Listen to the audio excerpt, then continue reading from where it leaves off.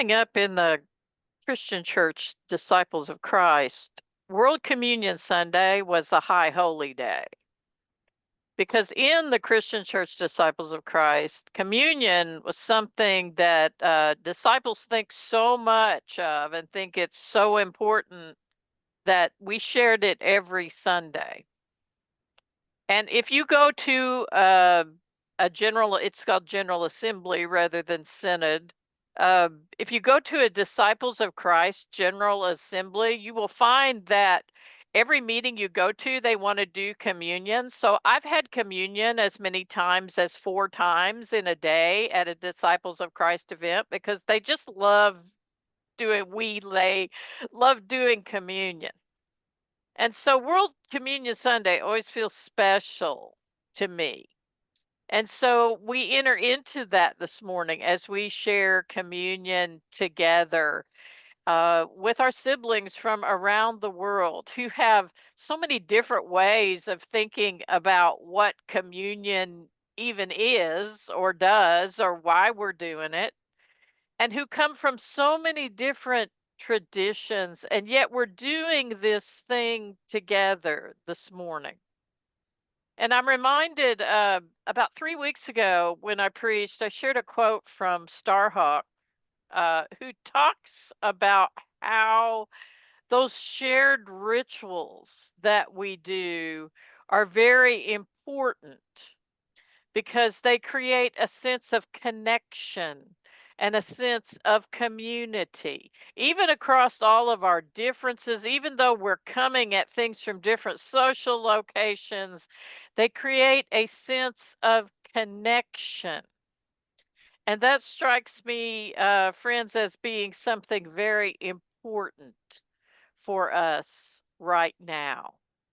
So we nurture that connection in this ritual, this shared ritual of communion this morning.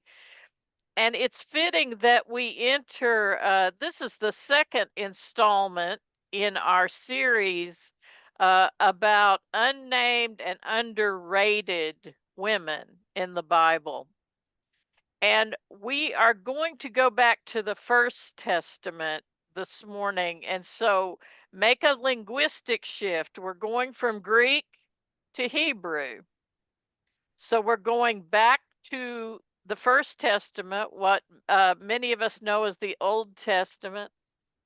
And we are going to meet a woman who has no name other than she is a widow from Zarephath.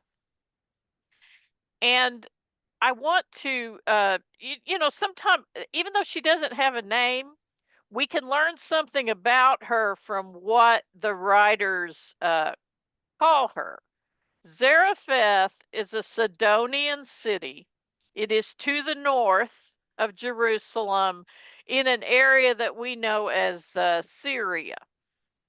And so this is far away from where we might centrally locate the tradition.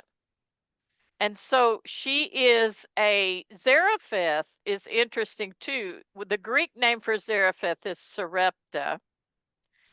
And here's something fascinating according to Rabbi Chaim Ben Torah, which I'm going to be bringing in Jewish scholars a lot when we talk about the First Testament, because it is their Torah, their Tanakh, it is their scripture. So they often have very insightful and incredible things to say about it.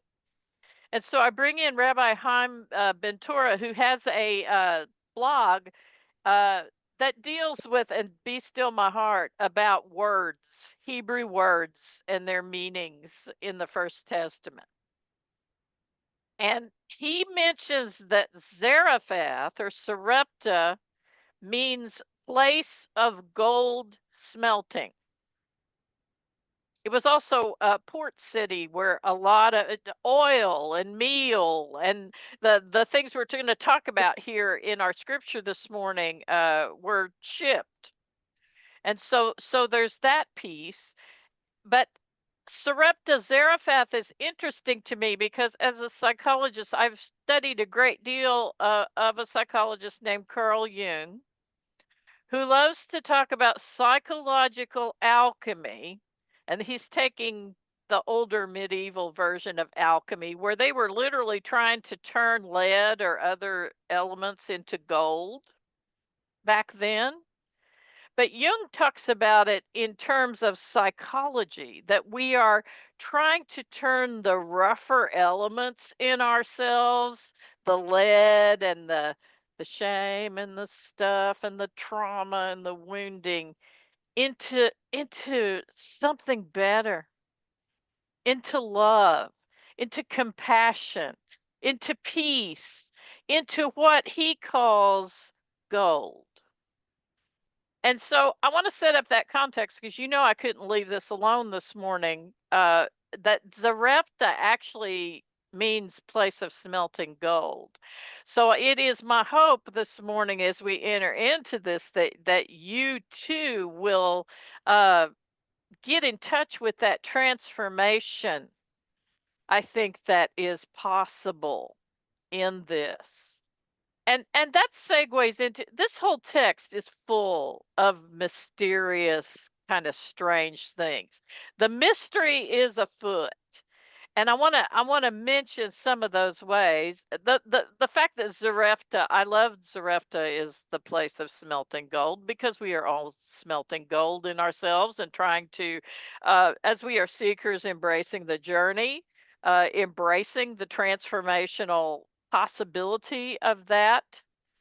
I also want to mention something that Reverend Dr. Wilda Gafney notices, and I just want to thank you all for the wonderful set of her lectionary books that you all bought me for my 60th birthday. You are going to be hearing from them a lot in this series. So the fruits of your generosity and giftedness are going to be evident. She says that, and she gives this woman a name. Umma Astarte is what she calls her. And she does that because Ezekiel, who is, if you've ever heard this story traditionally, it's probably whatever you heard was all focused on Ezekiel.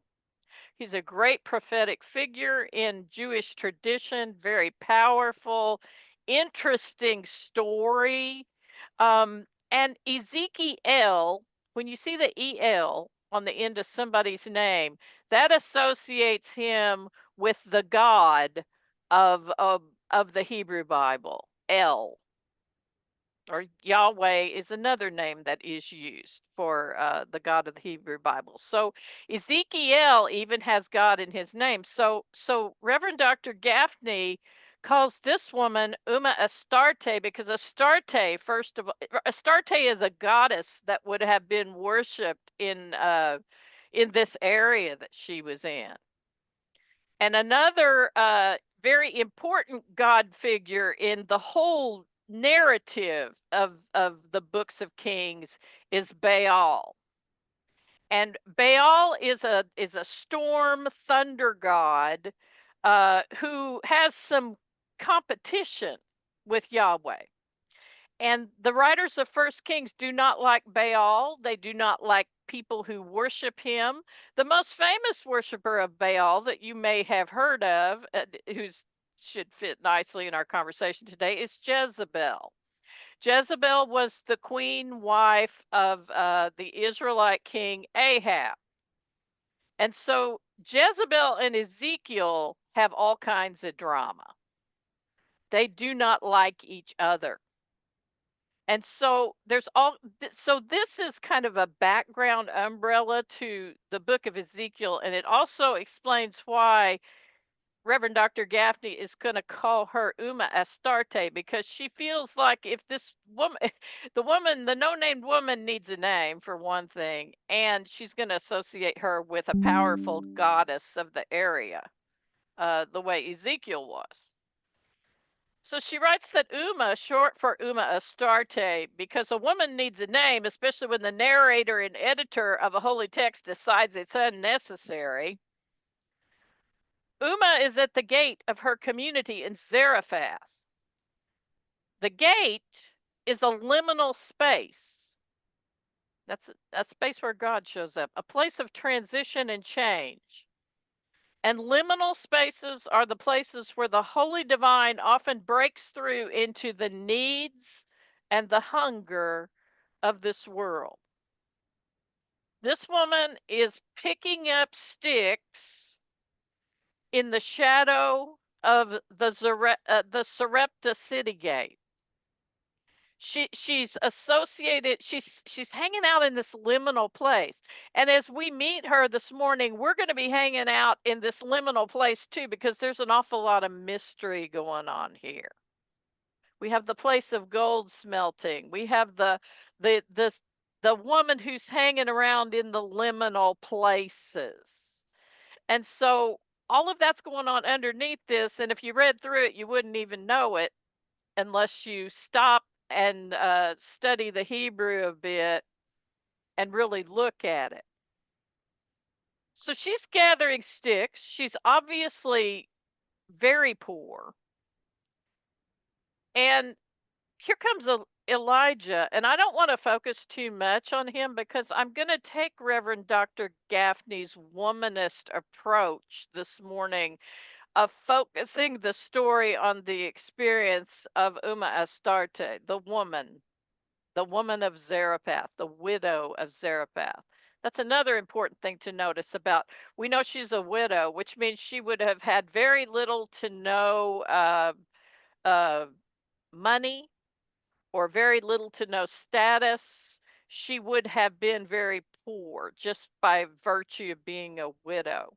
You remember all the times Jesus talks about taking care of widows and orphans?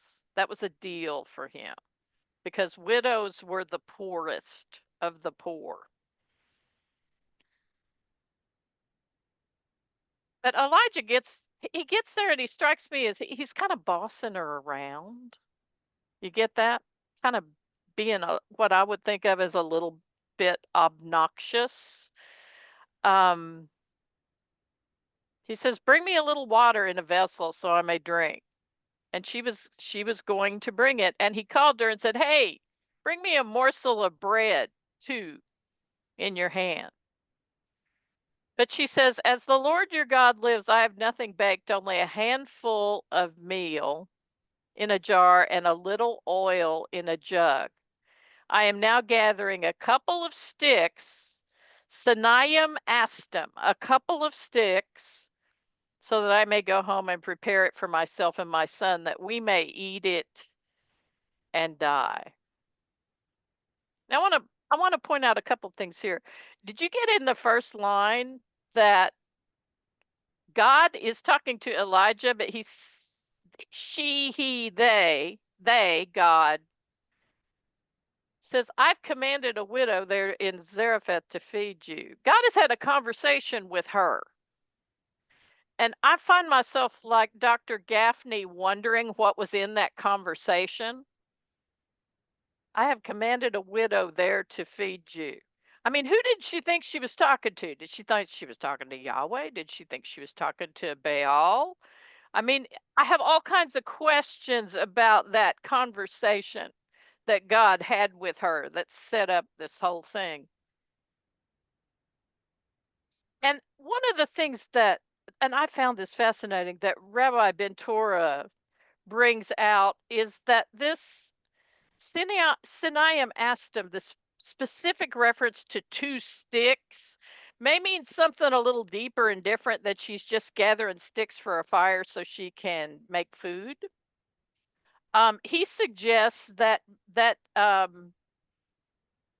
two sticks may refer to a ritual in the northern kingdom of Israel. Now remember, they split apart, and so what we know as the Samaritans became the northern kingdom, or became the residents of the north after Assyria overran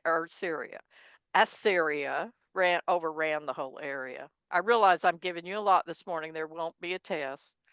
But the people that lived in this area had practices that were a little bit different than the traditional Jewish practices around the temple in Jerusalem, even though they were ancestrally Jews. And Rabbi Ben-Torah says there was a ritual in which they bound two sticks together and put bread in a wrapped up in a little bag, like they tied it on there, and then they went out and ate it with God, with their deity, and they only did this when things got really desperate, he says. So you may have a situation, if you look at this here, they're poor, they're starving, they're having a very hard time, and she tells Elijah that she's gathering a couple sticks, so I may go home and prepare it for myself and my son, that we may eat it and die. There's a desperation here, and Chaim Ben Torah wonders if it's related to this. So I lay that out there for you because these cultural things are very important if we're to kind of make a little more sense of what's going on here. So she goes on, she does what Elijah tells her in his bossy self.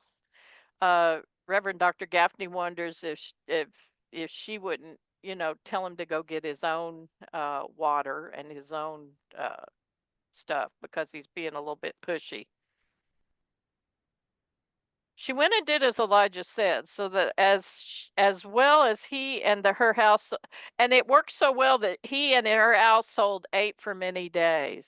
And here's the good news: the jar of meal was not emptied, neither did the jug of oil fail, according to the word of the Lord that was spoken by Elijah. Now, I want you to really look at what she does here. She's very poor. She has nothing. She's got some sticks. She's got a little bit of oil and a little bit of meal, enough to make food, a little bit of food for her and her son. And yet she shows hospitality to Elijah in a very profound way. Maybe because of this conversation she'd had with the divine. But she's out of what she has, she shares.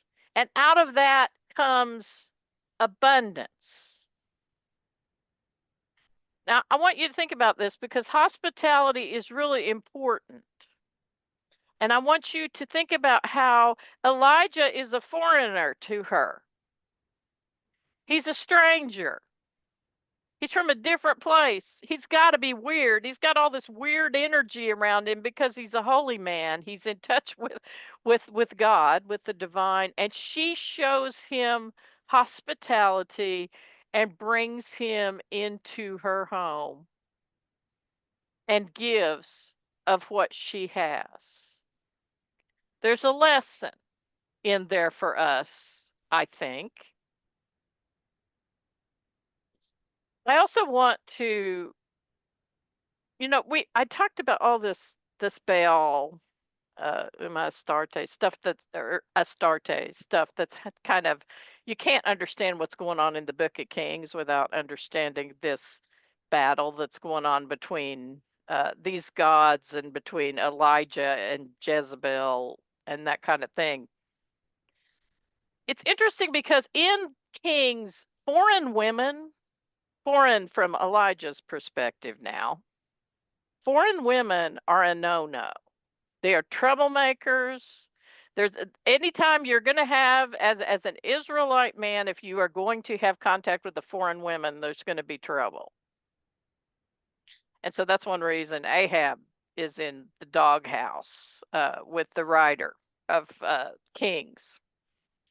And so here we have a woman of Zarephath who, I don't know, I would almost think she's like the anti-Jezebel. She's poor, she has no power. I want you to notice what Dr. Cameron Howard says. As a Phoenician woman who is poor, awed by Elijah's presence, and who professes the word of Yahweh, the widow of Zarephath stands in marked contrast to the wealthy Baal worshipping wife of Ahab, who is Jezebel. We have a woman here who's like the anti Jezebel. Even though she probably worships Baal too, she's from this area.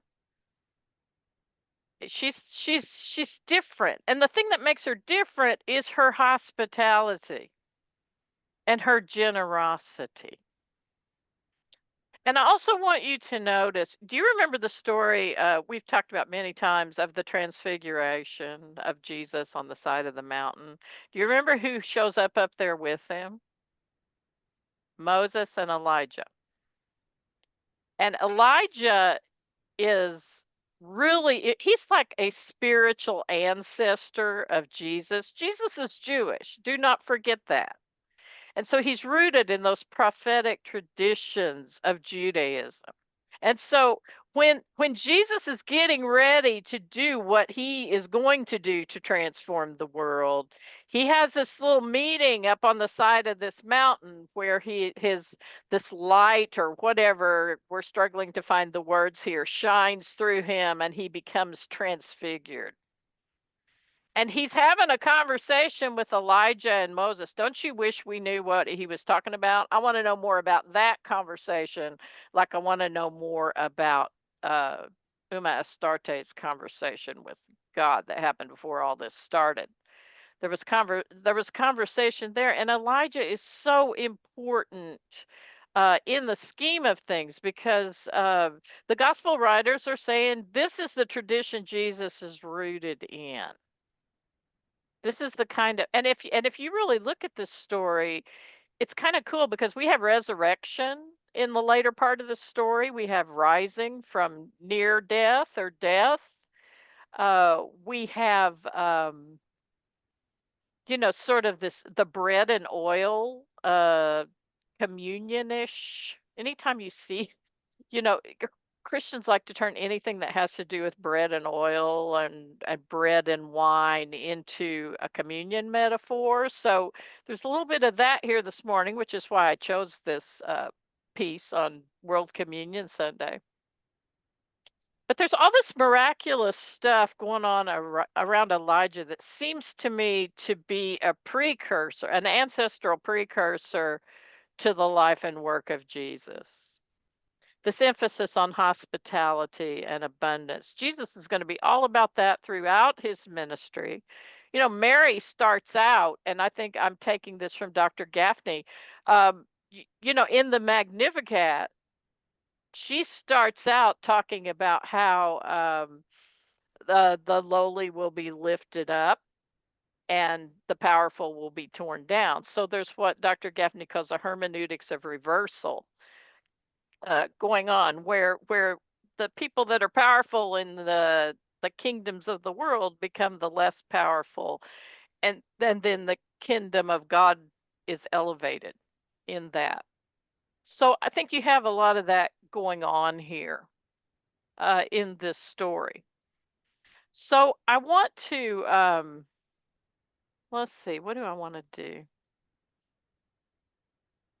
I want you to notice, kind of as a wind up piece here, just how much God can do miraculously with simple ordinary things like meal and oil and sticks.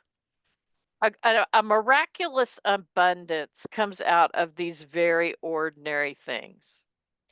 And out of this very she was concerned about food. She was hungry. She was starving. This is a day-to-day concern that people have.